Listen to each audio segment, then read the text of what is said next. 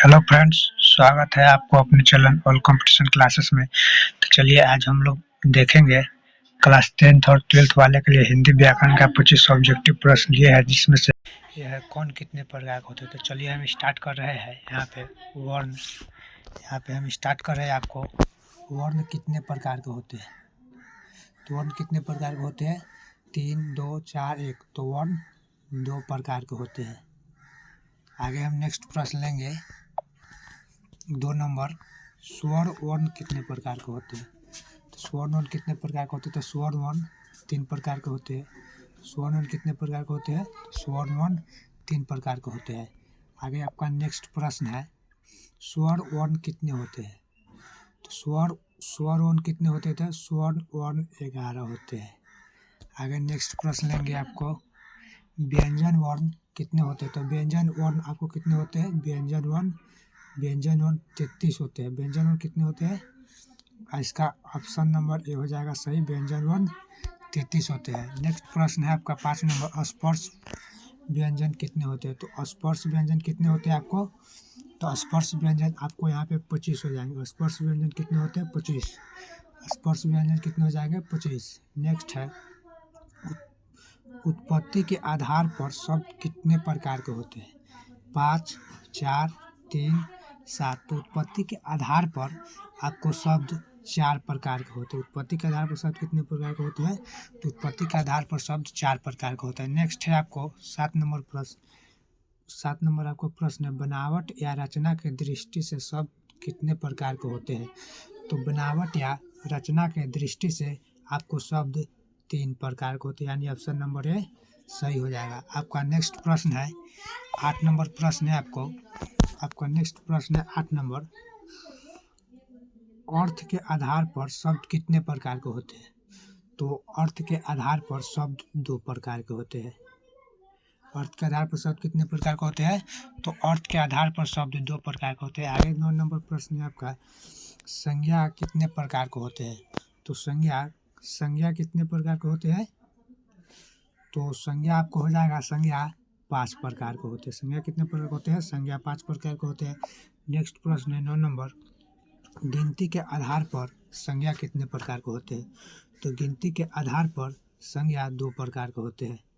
गिनती के आधार पर संज्ञा कितने प्रकार के होते हैं? तो गिनती के आधार पर संज्ञा 2 प्रकार के होते हैं। नेक्स्ट प्रश्न है आपका नेक्स्ट प्रश्न है 11 नंबर, सर्वनाम कितने होते हैं। सर्वनाम कितने होते हैं? तो सर्वनाम 6 होते हैं। नेक्स्ट प्रश्न है आपका 12 नंबर, सर्वनाम की संख्या कितनी होती है। तो सर्वनाम की संख्या आपको हो जाएगा 11। सर्वनाम की संख्या कितने होते हैं? तो सर्वनाम की संख्या 11 जगह। नेक्स्ट प्रश्न है आपका फिर से रिपीट वही हो गया है, यानी 12 नंबर फिर से लिखा गया है। तो लिंग कितने प्रकार के होते हैं। तो आप लोग जानते हैं लिंग 2 प्रकार के होते हैं, स्त्रीलिंग या पुल्लिंग, यानी लिंग 2 प्रकार के होते हैं। नेक्स्ट प्रश्न है आपका 13 नंबर, पुरुष कितने प्रकार के होते हैं। पुरुष कितने प्रकार के होते हैं। तो पुरुष आपको 3 प्रकार के होते हैं। जानते हैं अब आप लोग, प्रथम पुरुष, द्वितीय पुरुष या उत्तम पुरुष। तो आपका नेक्स्ट प्रश्न हो गया 14 नंबर, वचन कितने प्रकार के होते हैं। तो आपको वचन कितने प्रकार, तो वचन 2 प्रकार के होते हैं। वचन कितने प्रकार के होते हैं?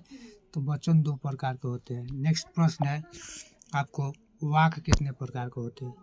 तो वाक भी आपको 2 प्रकार के होते हैं।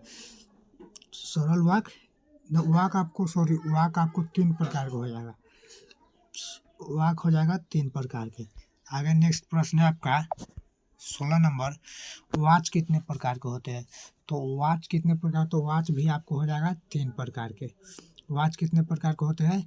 तो वाच आपको हो जाएगा 3 प्रकार के वाच हो जाएगा। चलिए नेक्स्ट प्रश्न है, अब लेंगे हम 17 नंबर, विशेषण कितने प्रकार के होते हैं। तो विशेषण आपको हो जाएगा 4 प्रकार के। विशेषण कितने प्रकार के होते हैं? तो विशेषण आपको हो जाएगा 4 प्रकार के। विशेषण हो जाएगा आपको 4 प्रकार के। तो आप नेक्स्ट प्रश्न लेंगे 18 नंबर, काल कितने प्रकार के होते हैं। तो आप लोग भी जानते ही होंगे काल 3 प्रकार के होते हैं, वर्तमान काल, भूतकाल और भविष्यत काल। काल कितने प्रकार के होते हैं? तो काल 3 प्रकार के होते हैं। तो चलिए अब नेक्स्ट देखेंगे 19 नंबर, कारक कितने प्रकार के होते हैं। तो कारक आपको 8 प्रकार के होते हैं। कारक कितने प्रकार के होते हैं? तो कारक आपको 8 प्रकार के होते हैं। नेक्स्ट प्रश्न है आपको, नेक्स्ट प्रश्न है समास। समास के कितने प्रकार होते हैं? समास के कितने प्रकार होते हैं? तो समास के कितने प्रकार होते हैं? तो समास के आपको 6 प्रकार होते हैं। समास के कितने प्रकार होते हैं? समास के 6 प्रकार होते हैं। नेक्स्ट प्रश्न है आपको, 5 प्रश्न और बचा है। संधि कितने प्रकार के होते हैं? तो संधि कितने प्रकार के होते हैं? तो संधि आपको 3 प्रकार के होते हैं। संधि कितने प्रकार के होते हैं? तो संधि 3 प्रकार के होते हैं। नेक्स्ट प्रश्न है, स्वर संधि कितने प्रकार के होते हैं? स्वर संधि कितने प्रकार के होते हैं? स्वर संधि आपको 5 प्रकार के होते हैं। स्वर संधि 5 प्रकार के होते हैं। स्वर संधि कितने प्रकार के होते हैं? तो स्वर संधि 5 प्रकार के होते हैं। अब आपको यहाँ से व्याकरण का प्रश्न खत्म हो गया और 3 प्रश्न हम किताब से लिए हैं। तो चलिए किताब का प्रश्न देख रहे हैं।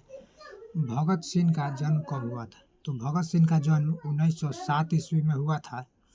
भगत सिंह का जन्म कब हुआ था? भगत सिंह का जन्म 1907 ईस्वी में हुआ था। आगे अब नेक्स्ट प्रश्न है, उसने कहा था कहानी कब प्रकाशित हुआ?